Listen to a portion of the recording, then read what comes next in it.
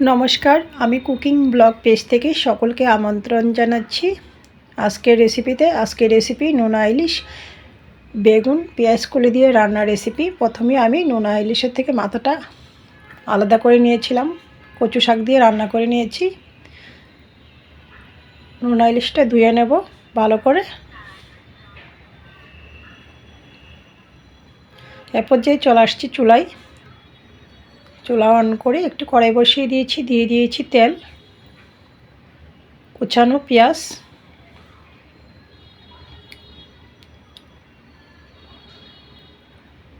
খানিকটা রসুন বাটা, নাড়াচাড়া করে পেঁয়াজ রসুনটা ভেজে নেব। এ পর্যায়ে আমি দিয়ে দিয়েছি শুটকি মাছ।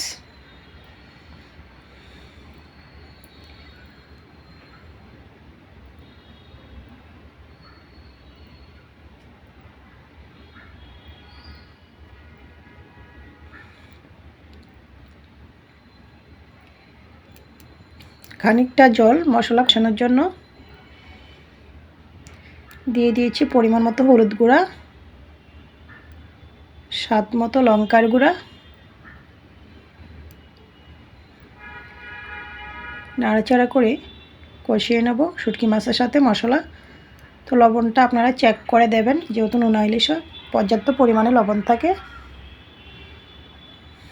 দিয়ে দিয়েছি কুচানো কাঁচা লঙ্কা,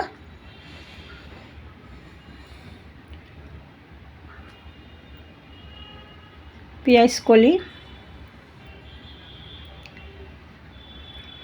ছোটো করে কেটে রাখা বেগুন,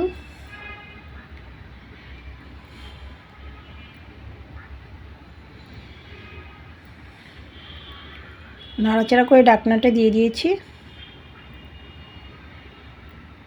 ফিরে আসছি খানিকক্ষণ পরে। এর মাঝখানে আমি 2-1 বার নাড়াচাড়া করে নিয়েছিলাম।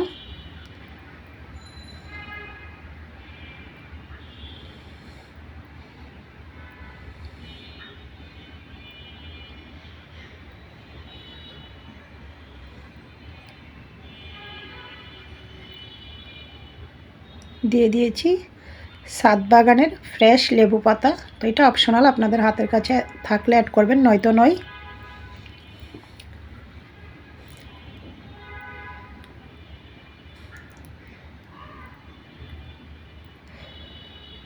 তো খানিকক্ষণ নাড়াচাড়া করে ঢাকনা দিয়ে চুলার আঁচ বন্ধ করে দিয়েছি।